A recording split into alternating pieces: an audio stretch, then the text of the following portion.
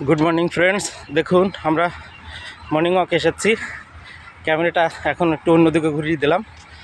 তো মর্নিং ওয়াকে আসলে কি হয়, মর্নিং ওয়াকে আসলে আপনার বডির, আপনার শরীরের যে মূল যে মেশিন যেটা বলে হার্ট, সেই হার্টের ফাংশনটা ঠিক থাকে। শরীরের ভাইটাল অর্গানগুলোতে ব্লাড পৌঁছে দেওয়া এই হার্টের হচ্ছে প্রধান কাজ।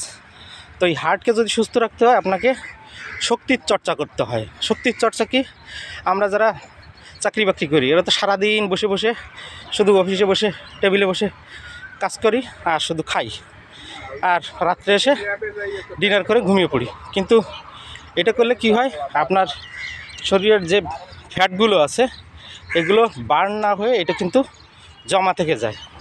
আপনার হাই কোলেস্টেরল বা সুগার এগুলোর মূল কারণ কিন্তু এটাই। তো আপনারা কি করবেন, আপনারা প্রত্যেক দিন সকালবেলায় ঘুম থেকে উঠে মর্নিং ওয়াকে 1 ঘন্টা হাঁটবেন। 1 ঘন্টা হাঁটলে কি হবে, আপনার শরীরের যে বাড়তি যে ফ্যাটগুলো আছে সেগুলো বার্ন হয়ে যাবে, আপনার ঘুম ভালো হবে, কনস্টিপেশন দূর হবে, তারপরে আপনার কি বলে ব্লাড সার্কুলেশন ভালো থাকবে।